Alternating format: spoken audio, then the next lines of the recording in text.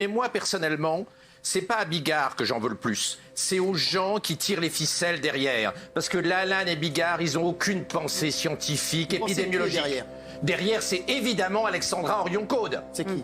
C'est la femme, l'ancienne scientifique qui est à côté de Bigard lors de la cérémonie et qui les excite tous. Elle tient des propos qui sont des propos ultra complotistes, mais elle n'insulte personne. Et derrière elle organise donc des réunions avec Lalanne et Bigard. Et derrière Bigard, voilà Alexandra Orion-Caude. Et derrière, vous avez Bigard qui va au feu et qui est son porte-flingue. Et c'est absolument scandaleux. Vous trouvez que c'est trop violent là, Laurent Alexandre? C'est inacceptable d'expliquer qu'il faut qu'un ministre crève, d'expliquer que c'est un assassin alors qu'il se bat contre une maladie qu'on connaît encore pas très bien. C'est juste honteux. Ces gens sont des complotistes fous. Ces gens sont des complotistes délirants et il faut faire attention parce que derrière des mots aussi terribles, il pourrait y avoir quelqu'un qui prend un flingue et qui va tuer le ministre. C'est-à-dire que derrière cette violence verbale, on pourrait avoir de la violence politique. Il y a 40 ans en France, on a assassiné le patron de Renault. Oui, absolument. On a assassiné en Italie des grands patrons, on a assassiné le premier ministre italien et on a assassiné en Allemagne le patron des patrons, le patron du patronat. Donc la violence politique, elle peut revenir. Quand vous avez quelqu'un comme Bigard qui est adoré notamment par les Gilets jaunes et qui explique que Véran doit crever, comme Buzyn et que c'est des assassins, eh bien il y a quelqu'un qui peut prendre un flingue et aller tuer ses ministres. Et donc c'est extrêmement dangereux. On ne doit pas jouer avec la violence politique. Elle arrive suffisamment vite, la violence politique, pour que des abrutis comme ça ne soient pas laissés seuls avec des mots qui peuvent tuer. Parce que les mots de cet abruti peuvent tuer. Expliquer que le ministre doit crever, c'est une incitation à aller lui foutre une balle entre les deux yeux.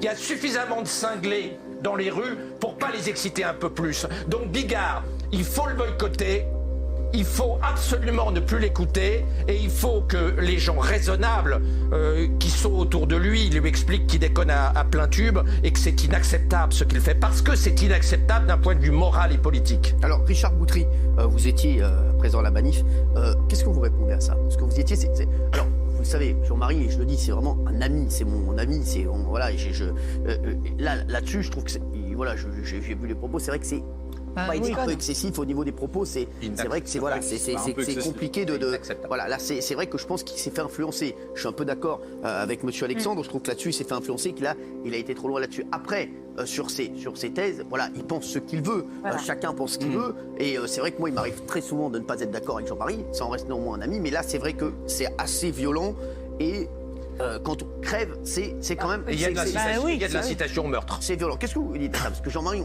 voilà, il est comme ça, mais je pense qu'il pense pas un mot de ce qu'il dit là. Alors j'ai trois choses à dire. D'abord, les assassins, ce sont eux les assassins. Ceux qui, depuis 1 an et demi, nous foutent dans des prisons, jouent avec nos nerfs, jouent avec nous, jouent avec nos enfants, qui aujourd'hui veulent faire vacciner nos enfants, qui aujourd'hui nous foutent des masques à longueur de journée, qui aujourd'hui nous emprisonnent, qui aujourd'hui nous empêchent de vivre, qui aujourd'hui nous empêchent de voir nos grands-parents, qui aujourd'hui nous empêchent de vivre notre propre vie. J'ai 5 enfants. Je veux dire, il y en a 2 qui sont ici dans les coulisses. Je veux dire, ces gosses, ils ne peuvent pas vivre depuis 1 an et demi. Vous trouvez ça normal? En raison de quoi? En raison de quoi? Dites-le-moi. Une pandémie. Le taux de mortalité, il est infime ici. Il est infime, le taux de mortalité, on le sait. On est dans une dictature aujourd'hui. Et les assassins, ce sont eux. D'accord? Moi, j'ai été présentateur sur les chaînes de télé. J'ai été présentateur, et vous le savez, sur France Télévisions, j'ai présenté le Soir 3. J'ai toujours été super bien noté. Personne n'a dit que je délirais dans ma vie. Alexandra Orion-Caude, il se permet de dire cette espèce de crétin en face de moi. Il se permet de dire qui c'est cette femme? C'est la généticienne numéro 1 qui est au CNRS. Qui est au CNRS, enfin. Comment vous pouvez dire ça? Mais pas du tout.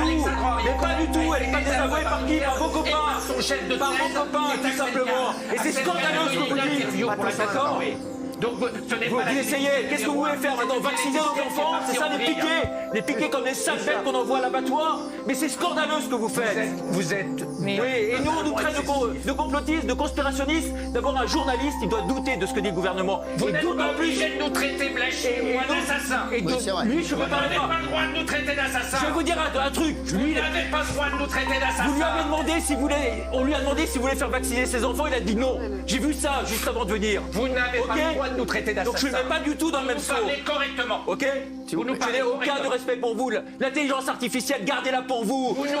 Allez. Pourquoi vous vivez en Belgique aujourd'hui? C'est pour vos impôts que vous vivez là-bas? Vous venez sur tous les plateaux ici, vous allez en Belgique, pourquoi? S'il vous plaît. C'est scandaleux.